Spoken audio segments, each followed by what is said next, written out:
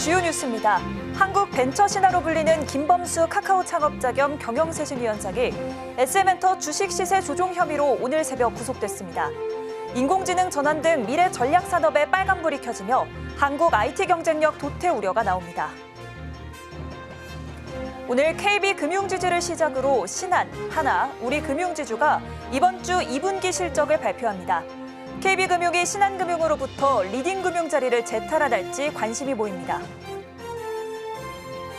정부가 해외 시장에서 우리 기업들이 단순 도급을 넘어 고수익을 올릴 수 있도록 지원에 나섭니다.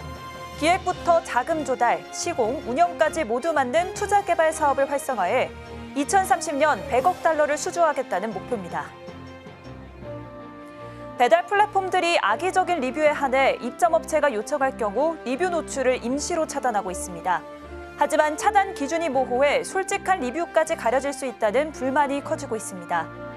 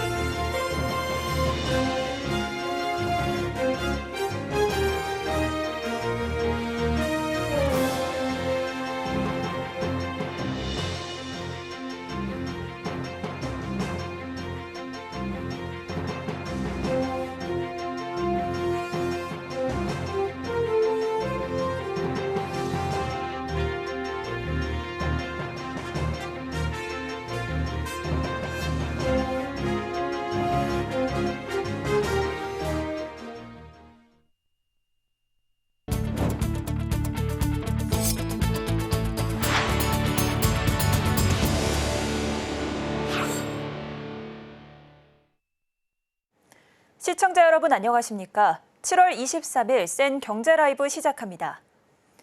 한국 벤처 신화로 불리는 김범수 카카오 창업자 겸 경영쇄신위원장이 SM엔터테인먼트 주식 시세 조종 혐의로 오늘 새벽 구속됐습니다. 총수부재의 카카오의 경영 공백은 불가피한 상황인데요. 인공지능 전환 등 미래 전략 산업에 빨간불이 켜지며 한국 IT 경쟁력 도태 우려도 나옵니다. 김혜영 기자입니다. 카카오가 창사 이래 최대 위기에 직면했습니다. 김범수 위원장이 구속되면서 비상경영 체제가 불가피한 모습입니다. SM엔터 인수 과정에서 비싼 값의 주식을 대량 사들여 하이브의 공개 매수를 방해했다는 혐의인데 김 위원장 측은 시세 조종에 대한 지시나 용의는 없었다는 입장입니다. 카카오의 경영은 시계 제로 상태에 놓였습니다. 통상 오너의 부재 위기는 경영의 불확실성으로 이어집니다. 김 위원장은 그룹의 구심점 역할을 하는 CA 협의체의 공동의장으로 활동해왔습니다. AI를 중심으로 한 신산업 세판짜기에 동력을 상실할 수 있다는 우려가 나오는 이유입니다. 해외 투자 역시 마찬가지입니다. 글로벌 테크 경쟁에서 뒤처질 수 있다는 위기감이 고조되고 있습니다. 글로벌 빅테크 기업들은 AI 기술 고도화를 통해 시장 주도권 잡기에 나섰지만 사법 리스크에 발목이 잡힌 카카오는 총수부재가 현실화되며 손발이 묶인 셈입니다. 카카오의 조직 쇄신에도 급제동이 걸렸습니다. 김 위원장은 지난해 경영쇄신위원회를 맡아 그룹 쇄신에 힘을 쏟고 있습니다. 준법 윤리 경영 감시를 위한 준법과 신뢰위원회를 설치하고 핵심 계열사 수장 교체와 부진한 사업 정리 등 대대적인 그룹 변화를 모색해왔습니다. IT 업계도 당황하는 기색이 역력합니다. AI 모멘텀 속 힘을 모아야 하는 시기에 김 위원장의 구속으로 산업 위축이 불가피하다는 겁니다. 김 위원장을 향한 검찰의 칼끝이 자칫 국내 IT 경쟁력 악화로 이어질 수 있다는 우려가 나옵니다. 또한 대기업 총수로 도주 우려가 인정돼 구속된 점도 이례적이라는 게 재계 안팎의 반응입니다. 같은 혐의를 받고 있는 이들은 모두 불구속 상태에서 재판을 진행하고 있기 때문입니다. 배재영 카카오 투자총괄 대표와 원아시아 파트너스 대표 지모 씨는 보석으로 석방돼 불구속 상태에서 재판을 받고 있습니다. 서울경제TV 김혜영입니다.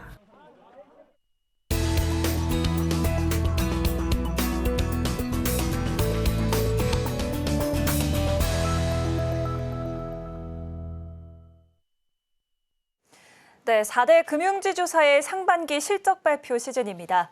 오늘 KB금융지주를 시작으로 신한, 하나, 우리금융지주 실적 발표가 예정돼 있는데요. 관련 내용 금융부 이현아 기자와 알아봅니다. 안녕하세요. 안녕하세요. 네, 오늘 KB금융지주가 가장 먼저 실적 발표를 했습니다. 정리 한번 해주시죠. 네, 조금 전인 오후 4시에 KB금융지주가 상반기 실적 발표를 했습니다. KB금융의 상반기 당기순이익은 2조 7,815억 원으로 전년 동기 대비 7.5% 감소했습니다. 하지만 2분기 당기순이익만 놓고 보면 시장 전망치보다 높은 1조 7,324억 원으로 집계됩니다. 비은행 계열사 이익 기여도가 40% 가까이 육박하며 ELS 손실보상 비용과 대손충당금 환입 등 일회성 이익이 반영이 됐습니다. 상반기 순이자 이익은 전년 동기 대비 9% 증가한 6조 3,577억 원으로 대출 평균 잔액 증가, 그리고 비은행 계열사 이자이익 기여도 이 확대가 큰 기여를 차지한 것으로 드러났습니다.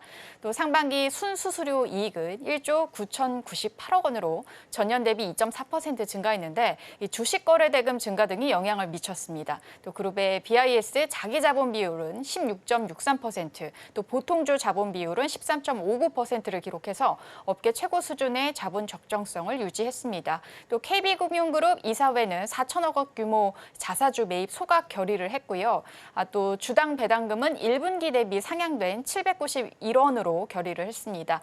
KB금융이 2분기에 올린 이 양호한 성적표를 기반으로 해서 신한금융을 제치고 리딩금융 정상 자리에 다시 오를지 주목되고 있습니다. 네, KB금융과 리딩금융 자리를 놓고 경쟁을 벌이고 있는 신한금융뿐 아니라 하나, 우리금융지주들도 실적 발표를 앞두고 있죠. 네, 그렇습니다. 오는 26일 금요일에 신한금융, 하나금융, 우리금융이 각각 이제 2분기 실적 발표를 앞두고 있는데요. 일단 먼저 올해 1분기 신한금융은 1조 3,215억 원의 당기순이익을 기록을 하면서 KB금융을 제치고 1년 만에 리딩금융 탈환에 성공을 했는데요. FN가이드에 따르면은 신한금융지주 2분기 실적 전망을 보면 영업이익이 1조 7,986억 원, 순이익은 1조 3,045억 원을 거둘 것으로 전망을 했습니다. 또 하나금융의 2분기 영업이익은 1조 3,172억 원, 순이익은 9,915억 원으로 추정이 되고요. 우리금융지주는 2분기 영업이익 1조 881억 원, 그리고 순이익은 8,034억 원으로 예상이 됩니다. 네, 올해 금융지주사들의 실적 경쟁을 둘러싸고 최대 관전 포인트는 무엇일까요? 네, 일단 비은행, 금융회사 인수합병을 지금 빠르게 치고 나가고 있는 우리금융행보가 이 금융지주사의 판을 얼마나 흔들지 주목이 되는 상황인데요. 먼저 한국포스증권과 우리종합금융의 인수합병을 거쳐서 오는 8월 출범하는 우리투자증권이 있습니다. 10년 만에 증권업 재진출인데 임종용 우리금융지주 회장은 10년 내 업계 10위 달성을 목표로 내세웠습니다. 다음 달 출범한 우리투자증권의 규모가 업계 18위인데 우리금융은 현재 2차 인수합병 가능성까지 열어뒀습니다. 또 동시에 우리금융은 동양생명과 ABL생명의 대주주인 중국 다자보험그룹과 비구속적 양해각서를 체결하고 인수를 위한 실사를 진행 중입니다. 무엇보다 임종영 회장의 비은행 강화에 대한 강력한 의지, 그리고 또 우리금융 내부적으로는 2조 원이 넘지 않는 선에서 거래를 마무리하겠다는 기조가 좀 영향을 미치고 있는 것으로 알려지고 있습니다. 네, 금융지주사들의 실적 경쟁에 있어서 가장 하반기의 최대 변수는 무엇으로 보실까요? 일단 부동산 PF와 그리고 대출 규제가 최대 변수로 꼽히고 있는 상황입니다. 하반기부터 본격 시행되는 이 PF, 그 구조조정에 따른 추가 충당금 부담이 상승되는 상황인데요. 일단 은행보험원권 공동 최대 5조 규모의 신디케이트론 구조조정에 따른 부동산 신탁회사 그리고 저축은행 등 자회사의 긴급 자금 수혈 상황이 벌어질 수가 있습니다. 또 오는 9월부터 스트레스 DSR 2단계 도입에 따른 대출 총량 규제가 실적에 영향을 미칠 수 있는데요. 일단 시장 상황을 보면 현재 한양증권 등 증권사 그리고 보험사 중심의 매물이 나오면서 M&A 시장 자체는 들썩이고 있지만 물밑 작업만 있을 뿐 정작 인수 시장에 뛰어드는 공식 행보가 적은 이유도 바로 이 때문입니다. 금융지주사 입장에서 보면 이 비은행 금융사 인수합병 후에 발생되는 비용까지 고려를 했을 때 외형 확장뿐만 아니라 이 실적 증가로 이어져야 하는 상황입니다. 따라서 현재 상황에서는 이제 대출 규제와 PF 리스크에 대비한 충당금이 우선이란 판단이 앞설 것으로 분석이 됩니다. 네, 지금까지 금융부 이현아 기자와 금융지주사 실적과 전망에 대해 알아봤습니다. 오늘 말씀 감사합니다. 감사합니다.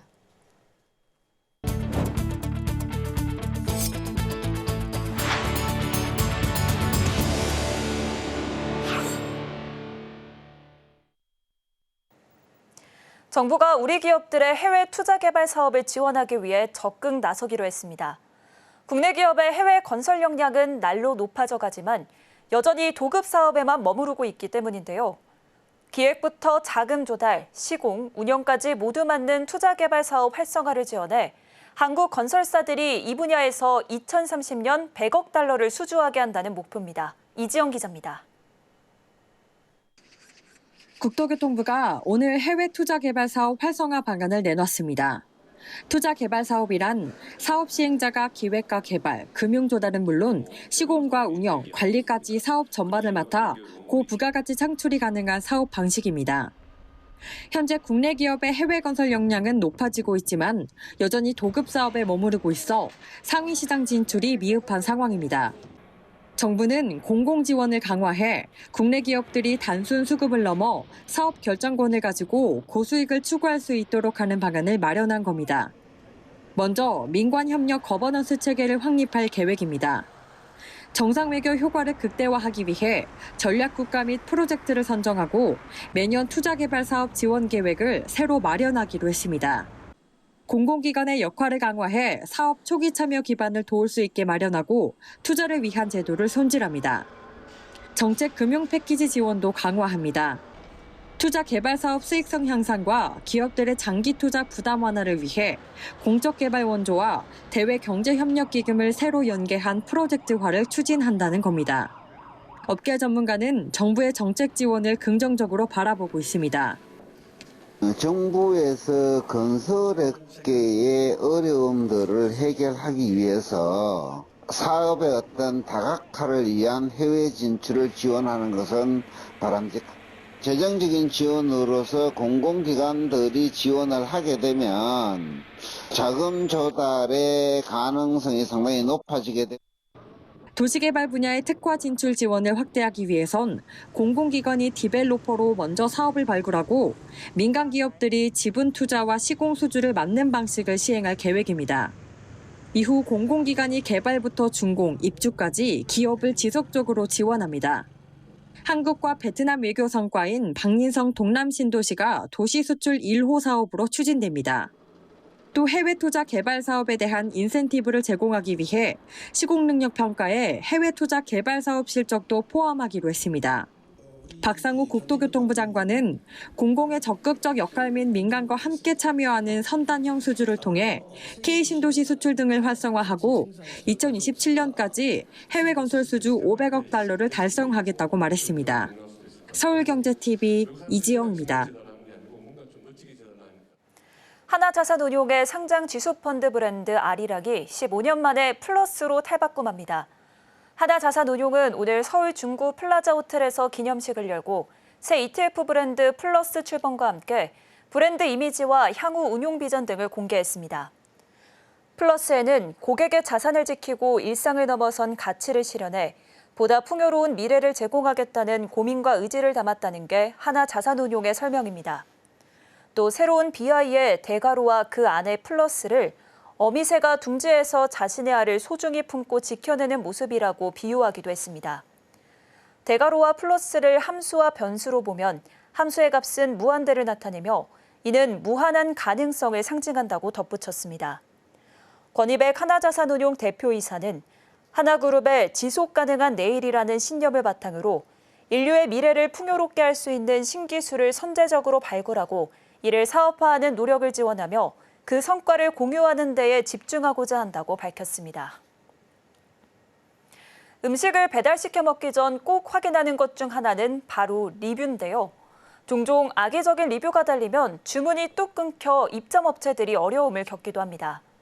이에 최근 배달 플랫폼들은 악의적인 리뷰에 한해 입점업체가 요청할 경우 리뷰의 노출을 임시로 차단하는 등의 대책을 마련했는데요. 하지만 차단 기준이 모호해 솔직한 리뷰가 가려질 수 있다는 소비자 불만도 함께 증가하고 있습니다. 이혜란 기자입니다. 한국소비자원이 오늘 배달 플랫폼 3사 배달의 민족 요기요 쿠팡이츠의 리뷰 운영 실태를 조사한 결과를 발표했습니다. 최근 3년간 소비자 상담센터에서 접수된 배달 플랫폼의 소비자 불만은 총 411건. 리뷰 게시를 중단하거나 계정을 차단하는 약관 불만이 58.6%로 가장 많았습니다. 음식점 사장이 권리 침해를 소명해 악성 리뷰의 삭제를 요청하면 배달앱은 정보통신망법을 근거로 리뷰를 임시 조치할 수 있습니다. 다만 리뷰 작성 원칙에 반하지 않는 음식의 맛이나 배달에 대한 솔직한 평가까지 차단할 수 있다는 문제점이 제기됐습니다. 리뷰 차단 기준이 모호해 소비자 불만도 증가하고 있습니다. 리뷰 작성 시 주의사항 안내가 미흡하고 리뷰 이벤트로 인해 별점이 왜곡되는 등 개선이 필요한 것으로 나타났습니다. 최근 1년 내 배달앱을 이용한 소비자 1,000명 가운데 절반은 리뷰 이벤트 때문에 후기를 작성했다고 응답했습니다. 리뷰 이벤트 참여 후 작성된 리뷰는 실제보다 만족도를 높게 평가했다고 답했습니다. 소비자원은 음식점 평가가 왜곡될 수 있는 만큼 리뷰 이벤트에 참여했을 시 그 사실을 표시해야 한다고 말했습니다. 또 제주문율을 표시하는 제주문율 기반 리뷰 시스템으로 리뷰를 개선할 필요성도 있다고 밝혔습니다. 소비자가 그 리뷰 이벤트 참가했음 그거 보더라도 잘 써준 거에 일단 좌지우지돼. 그럼에도 불구하고 이게 이벤트 참가한 후기라는 거를 소비자가 판단할 수 있게 해주는 게 필요하다. 리뷰를 어떤 방식으로 공개할 것인가 하는 것들은 플랫폼 운영자의 정책적인 문제이기 때문에 지나치게 개입하는 것은 그렇게 바람직한 것 같지는 않고요. 리뷰 시스템들이 현재 이렇게 운영되어지고 있다는 데 대한 정보와 의견이 많이 알려지는 정도로 충분히 견제가 될 수 있지 않을까 생각이 됩니다. 서울경제TV 이혜란입니다. 손해보험사들은 올해 2분기에도 대체로 양호한 성적을 낼 것으로 예상됩니다. 신규 계약으로 발생하는 보험 계약 마진 규모는 견조하게 이뤄지고 있어 손보사들의 투자 손익이 실적을 가를 것이란 관측이 나오는데요. 손해보험사들의 2분기 실적 발표가 다음 달 초부터 줄줄이 예정된 가운데 메리츠 화재가 리딩 손보사 자리를 탈환할 것이란 관측이 나오고 있습니다. 김도하 기자의 보도입니다.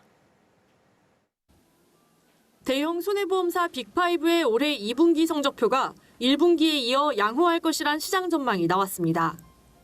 금융정보 분석업체 FN가이드에 따르면 손해보험사 빅5의 올해 2분기 합산 당기순이익 전망치는 1조 9,740억 원으로 집계됐습니다. 1년 전보다 2천억 원 넘게 증가할 것이란 관측입니다. 손해보험사들의 신계약 마진 규모는 안정적일 것으로 전망되면서 투자 손익이 실적을 가르는 주요 변수가 될 것으로 보입니다. 투자 손익에서 어떻게 나오는지가 중요할 것 같고요. 보험 손익은 사실 뭐 크게 계리적 가정이나 이런 이슈가 예실차나 이런 쪽에서 이슈가 없을 것 같아서. 올해 2분기 실적 전망을 보면 메리츠 화재가 리딩 손보사 자리를 탈환할 것이란 관측이 나왔습니다. 메리츠 화재의 올해 2분기 당기순이익 전망치는 6,080억 원으로 삼성화재보다 600억 원 규모 앞설 것이란 예상입니다. 이어 DB손해보험이 4,570억 원, 현대해상 2,620억 원, 한화손해보험 990억 원 순으로 전망됐습니다. 다만 한화손해보험은 신계약 규모가 안정적이라는 점이 호실적에 기여할 것으로 분석되면서 전망치를 10.4%로 가장 크게 웃돌았습니다. 반면 현대해상은 미국 금리 상승과 해외 자산 재평가 영향으로 투자 손익이 전년 동기 대비 감소할 것으로 예상되면서 전망치가 7.8% 수준으로 하회해 어닝쇼크 경고 등이 켜졌습니다. 서울경제TV 김도아입니다. 다음 달 14일부터 급발진 의심 차량의 제조사가 사고 차량 관련 자료를 제출하지 않으면 차량에 결함이 있는 것으로 추정합니다. 국토교통부는 오늘 열린 국무회의에서 이 같은 내용을 담은 자동차 관리법 시행령 개정안을 의결했습니다. 그간 급발진 의심 사고의 피해자들은 제조사에 비해 정보 접근이 제한적이고 방대한 전문 지식을 보유한 제조사와의 다툼에 한계가 있다고 반발해왔습니다. 이에 따라 개정 자동차 관리법은 급발진처럼 자동차의 장치가 운전자의 의도와 다르게 작동해 사고가 반복적으로 발생한 경우 결함조사에 필요한 자료를 차량 제조사가 제출하지 않는다면 결함으로 추정할 수 있도록 했습니다. 지금까지는 자동차의 특정 장치로 교통사고가 발생했더라도 인명피해가 없다면 자료 미제출을 문제 삼아 결함 추정을 하지 않았습니다. 이번 시행령 개정에 따라 급발진 의심 차량이 결함으로 추정되면 정부는 제작사에 강제 리콜 명령을 내릴 수 있고 피해자는 민사소송에서 승소할 가능성이 커질 것으로 관측됩니다. 싱가포르 기반 이커머스 큐텐그룹의 자회사 티몬과 위메프의 정산금 지연 사태가 유통업계 전반으로 확산되고 있는 분위기입니다. 롯데쇼핑과 현대백화점, GS리테일, 신세계, CJ E&M 등 유통기업들은 잇따라 티몬과 위메프에 입점했던 상품 판매를 중단했습니다. 큐텐이 운영하는 AK몰을 제외한 대부분 업체가 티몬, 위메프의 정산금 지연 사태가 확산된 19일을 전후해 티몬과 위메프에서 판매를 철수한 것입니다. 위메프에서 별도로 운영하고 있는 백화점관의 경우 현대백화점이 판매를 중단했고 홈쇼핑관에서는 현대, 신세계라이브, 공영, GS홈쇼핑과 CJ온스타일, SK스토어, 홈앤쇼핑 등이 판매 게시물을 모두 내렸습니다. 전문물관에서 철수한 업체는 LF몰, 다이소몰, 엔터식스, 아이파크몰 등입니다. 업계에선 티몬과 위메프의 재무 상태가 좋지 않은 가운데 정산금 지연 사태가 벌어지면서 일찌감치 발을 뺀 것으로 보인다며 혹시 정산 대금을 받지 못할까 봐 우려한 것이라고 설명했습니다. 국내 저비용 항공사들이 앞다퉈 SNS를 통한 마케팅을 강화하고 있습니다. 인스타그램에서 유행하는 릴스 등을 활용해 대중의 좋은 반응을 얻고 있는데요. 톡톡 튀는 아이디어로 흥미를 유발하는 등 마케팅 효과를 톡톡히 누리고 있습니다. 김효진 기자입니다. 승무원들이 기내에서 춤을 추며 금연 수칙을 안내합니다. 고양이를 주제로 한 인스타그램 릴스에 맞춰 율동을 하며 기내 반려견 탑승 수칙을 전하기도 합니다. 이들을 내어서울 객실 승무원들로 이뤄진 민트크루. 기내 이벤트팀에서 분화한 이 팀은 SNS 활동을 통해 에어서울 취향지와 기내 안전수칙 등을 재치 있게 전달하고 있습니다. 이들이 업로드한 인스타 릴스 조회수는 1000만 회를 넘으며 마케팅 효과를 내고 있습니다. 에어서울 승무원으로서 이제 기내 안전이나 서비스를 손님들한테 재밌고 즐겁게 어떻게 효과적으로 전달할 수 있을까 고민을 하다 보니까 챌린지를 시작하게 되었습니다. LCC들이 마케팅에 SNS 트렌드를 적극 활용하고 있는 모습입니다. SNS를 활용한 마케팅은 이전부터 있어 왔지만 유행하는 챌린지 등에 직원들이 직접 참여해 노출도를 높인 겁니다. 제주항공도 유행하는 노래에 맞춰 제주항공의 엠블럼과 기내식 메뉴 등을 소개하고 유행하는 대중가요에 맞춰 취향지를 소개하는 등 마케팅에 적극적입니다. 티웨이 항공도 객실 승무원들의 가방 속 아이템 소개와 밸런스 게임 등을 통해 잠재 고객과의 접점을 늘려나가고 있습니다. LCC 간 경쟁이 치열해지면서 가격 경쟁력 외에 취향지를 늘리고 서비스를 강화한 데 이어 이를 강조하기 위한 마케팅 활동에 적극 나서고 있습니다. 서울경제TV 김유진입니다. 현대차가 일본 승용차 시장에 이어 상용차 시장에서도 전기버스 공급을 통해 전동화 전환에 나섭니다.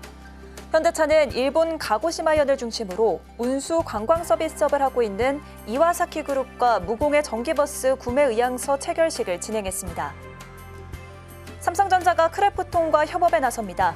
갤럭시 스마트폰에 3D 그래픽 기술을 적용해 사실적인 게임 그래픽을 구현하고 돌비 애트모스 음향 효과를 지원해 최상의 모바일 경험을 제공한다는 계획입니다. 현대제철이 오늘 국내 철강업계 최초로 리스크 관리 국제 인증을 취득했습니다. 사고나 재해, 재난 등 업무가 중단되는 상황에서 핵심 기능을 복구하고 사업을 차질 없이 지속할 수 있는 능력을 인정받은 것입니다.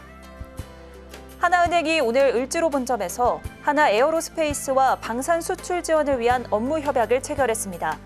하나은행은 방위산업의 수출 금융 지원으로 글로벌 진출 확대를 지원한다는 계획입니다.